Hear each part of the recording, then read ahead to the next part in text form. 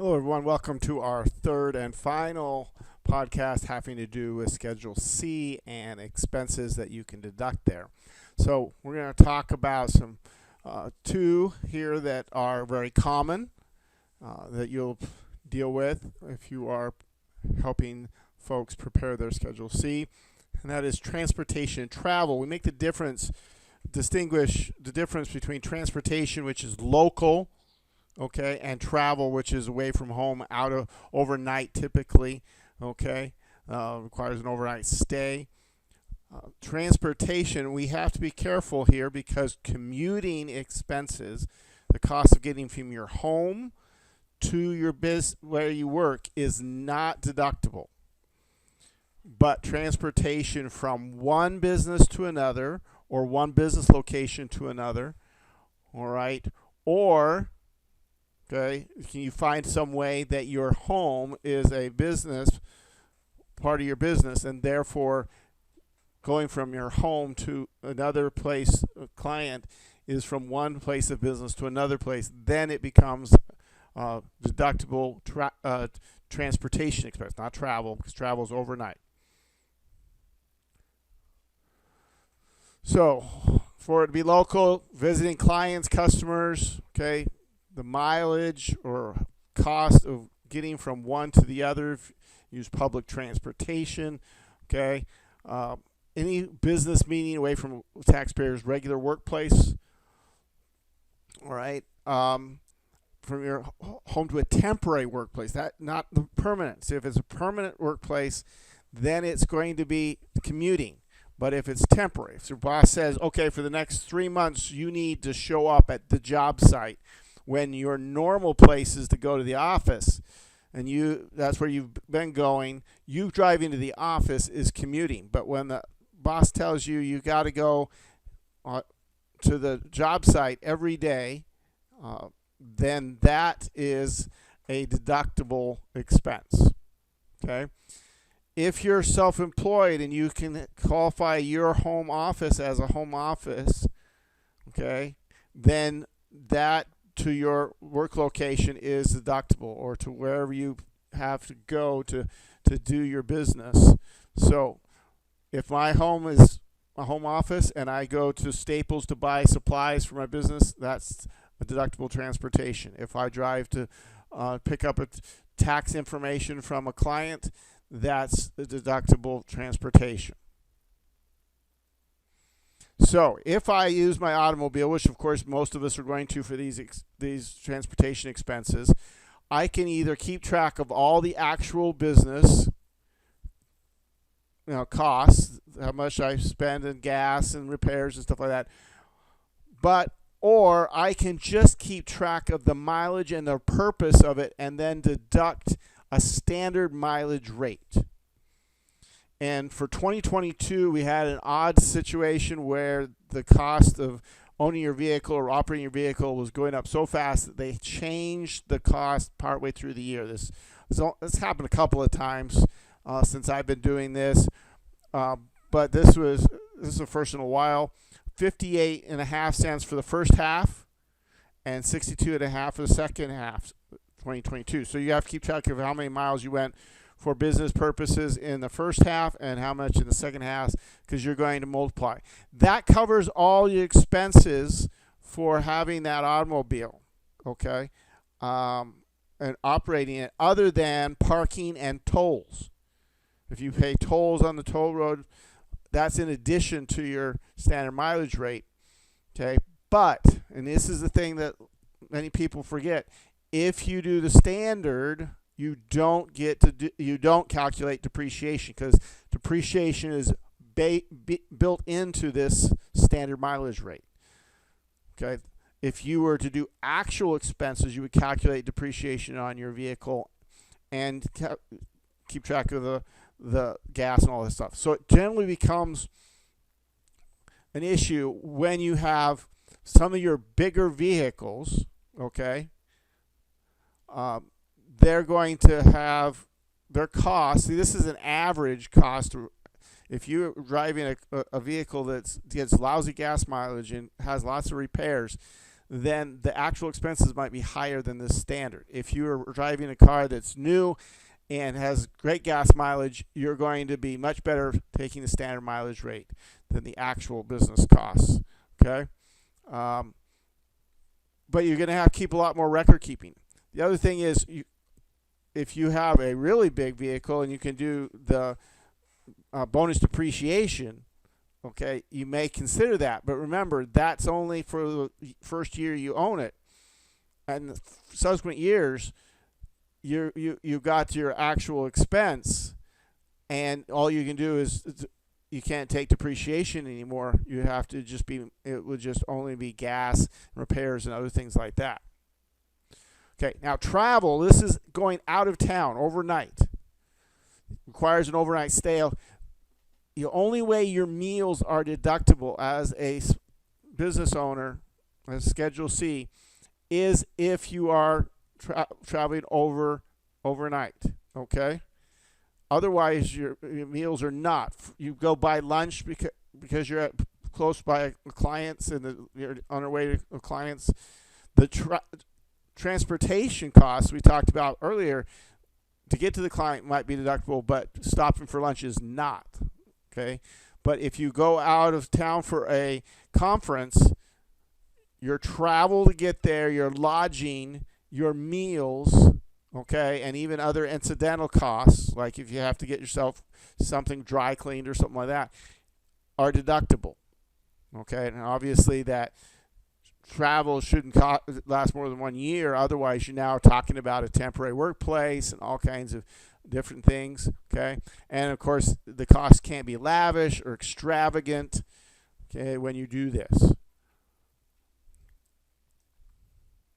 and the purpose of the trip has to be business.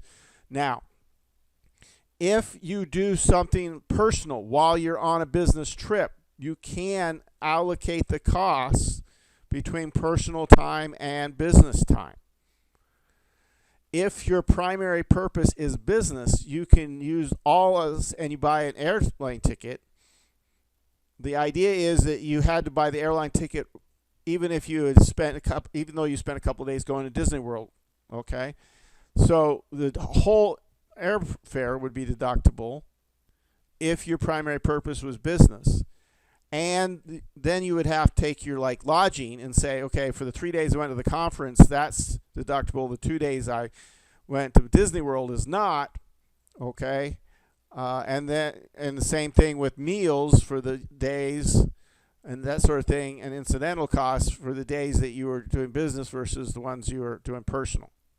So you can allocate. It does not make it go away entirely, but you're not going to have it at 100%, except for the travel to get there, which again is if its primarily purpose is business. Okay, meals in your business, whether you are taking a client out to lunch, okay? They are limited to 50% except if they are business related and provided by a restaurant or you're getting reimbursed by a contractor, okay? It has to be directly related. You have to be able to explain the purpose for the meal. It can't just be because you were close to the client and you got your lunch, okay? It has to be you took the client to lunch to talk about business, okay? Entertainment costs, business entertainment is no longer deductible. That went away in 2018, okay? So if you take them to a game, you take them to a concert or something like that, to wine and dine them, the cost of your meal or you talk business and you come up with a contract, but the show afterwards is not deductible. Okay. Now, there is what's called per diem that you can use for travel costs and meal costs when you're traveling out of town overnight. Instead of keeping all your receipts, you can identify and document the purpose of your trip, and you can take a deduction that's a flat amount per day that will basically be the amount that the IRS thinks you would have spent on hotel and all the other things. The part for meals is $59 per day. That's pretty generous, okay? So a lot of people will say, okay, I will just use per diem. I'll deduct $59 and I'll get my food however. I'll just stop at a gas station, whatever, okay? And it doesn't matter what I actually spent. It just matters that I can show that I was there and that there was a business purpose. All right? All right. Business use of a home. Another interesting aspect of the tax law. Okay, you use part of your house for a business because you have your own business. It has to be exclusively used for business, meaning that's the primary purpose of that part of the home. Okay, it has to be regularly used for business, and so that part of the house can only be used for business. And it's got to be in your trade, not for something that is a hobby, not for something that is not a business related. So for investments is another thing that people might use. Okay, if they buy and sell stocks, if that's not your business, you're just investing and you use that home office. That is not a home office for a business deduction. We actually have a whole separate form, 8829, to look at the home office deduction. Now, there is a simplified way to do it, which means you just count up the number of square feet and multiply it by $5 for the year and take that deduction, okay, on the Schedule C. Or you can complete the entire 8829. I have always come up with a higher amount if I do the 8829 for all the clients that I've done. So $5 is not a very generous amount. Okay, so but what you do is you figure out what percentage of the home office takes, or the part you use for home. It doesn't have to be an office. It could be storage for supplies. It could be daycare, place for your daycare. It could be where you meet with clients, okay, which may be an office, okay. My wife teaches piano, so the piano room where she teaches piano, okay, doesn't necessarily have to be a typical office, but it has to be regularly, exclusively used for business, okay. And you figure out the square footage, and then you compare it to the square footage of the house, and you take percentage of certain expenses for your house, okay. Direct business expenses are still 100% deductible. So the cost of the paper you use in your home office is 100% deductible. You don't have to separate it out because that's what you use directly in your business. If I pay for a fax service, then that is used only for my business. That's a direct expense. Any supplies I use, the software that I buy specifically for my business, all those can be directly deducted 100%. But indirect costs like the interest on your house, okay, real estate taxes on your house, insurance on your house, utilities, repairs, maintenance, all those can be deducted based on the percentage you use for a home office compared to the total of your house, okay? And you do it in this order. You always deduct mortgage, interest, and real estate taxes first because they would be deductible anyway, because as we learned in Chapter 5, right? And then we use the insurance, utilities, and only if you still have enough income from the business that you can get depreciation, because you cannot have a loss caused by home office expenses, home office deductions. If you have more home office deductions than you have income from that business, they get carried over to future years. They do not get used. You cannot create a loss with a home office deduction. Okay, so that, and depreciation on the part of your house, remember, you can separate part is business, part is personal. Okay, with the depreciation, of course, your house becomes the part of your house you use for business is commercial, non-residential, depreciated for 39 years, Okay, so it's not a great deduction because it takes forever to happen, but it's still there. Okay. Special rules with regard to child care, daycare services if you're licensed daycare. Some special rules about storage of supplies and things that make it easier to take a deduction for that, for a home office. But very, very important if someone is actually working out of their home in this regard.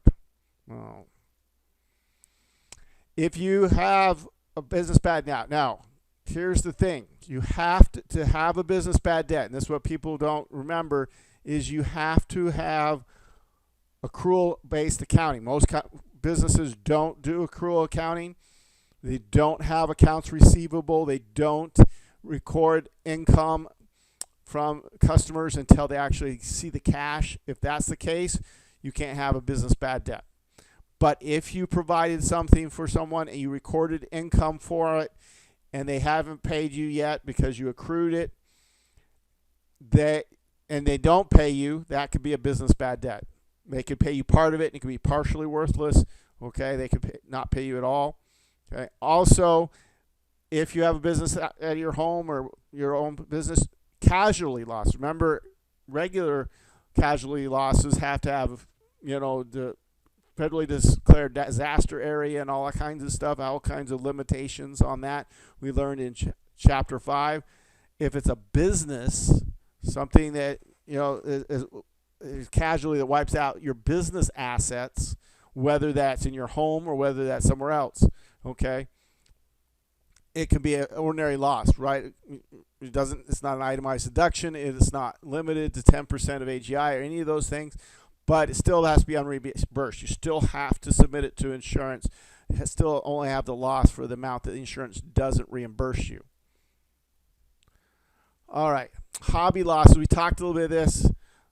Hobbies are no losses are deductible. Even expenses are not allowed.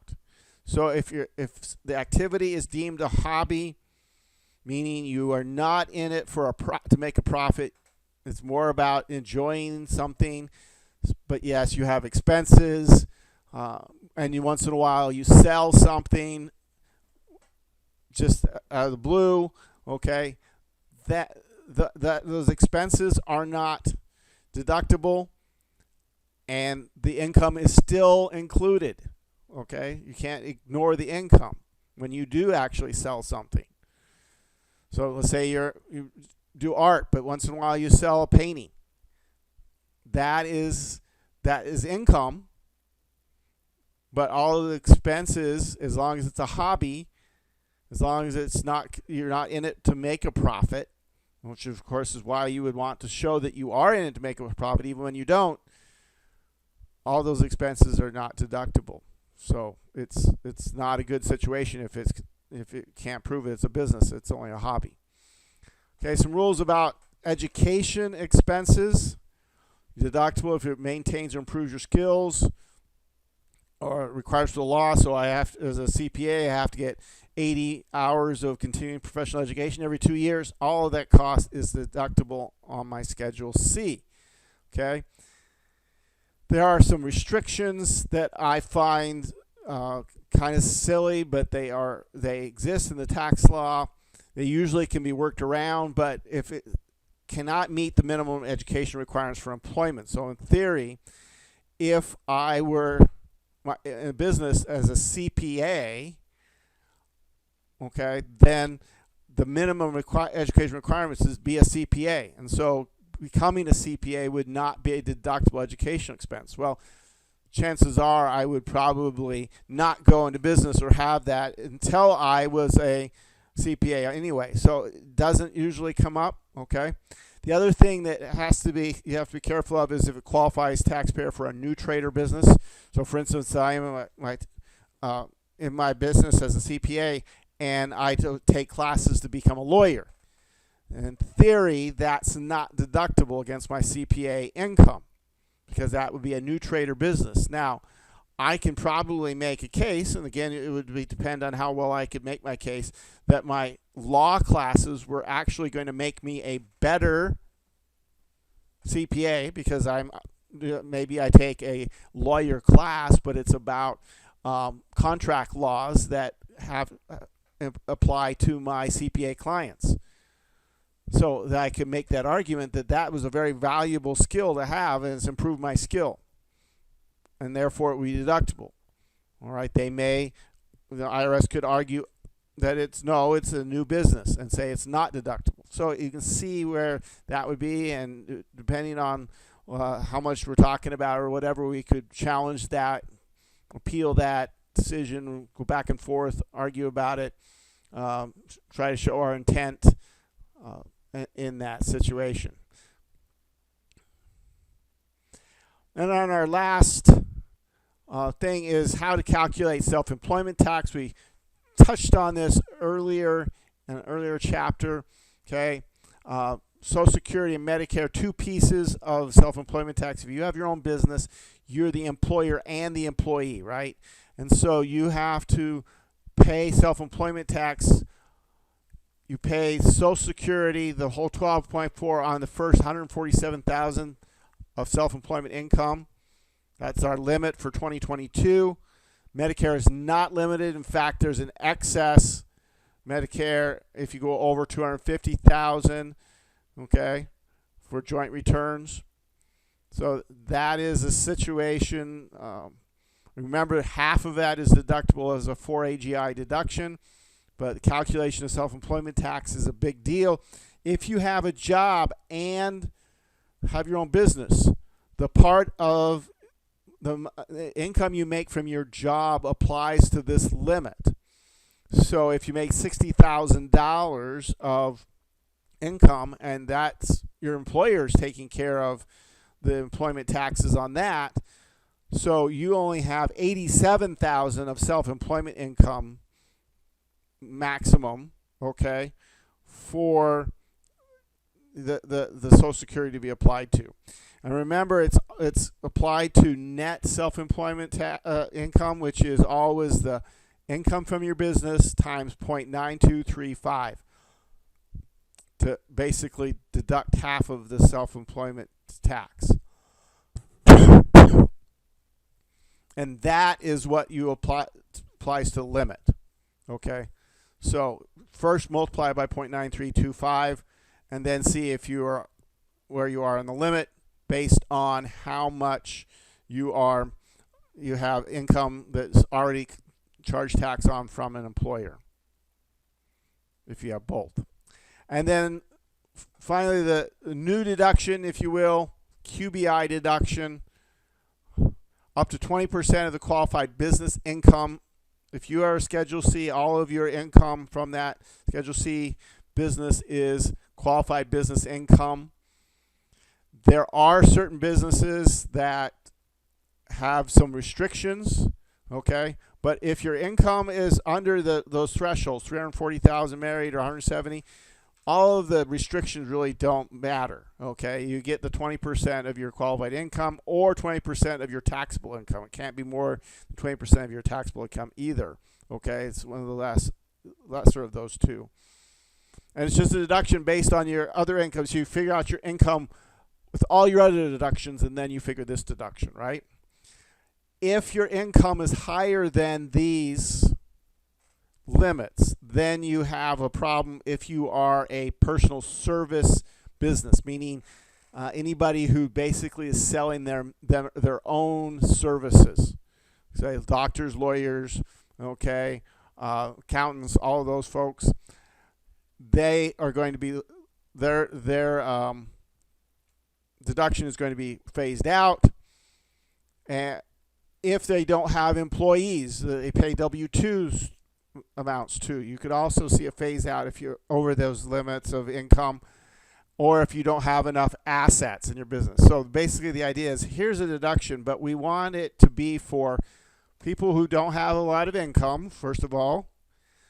Second of all, we don't want it for certain types of businesses because they figure those don't need any help, like doctors, lawyers, and things like that. Or if we're going to give them the help, we want them to have lots of new employees, because that's the whole point of a tax deduction, is to get you to hire more people or buy more assets. So that's the logic behind making this phase out if you don't have employees, if you don't have assets, or if you're in a particular business.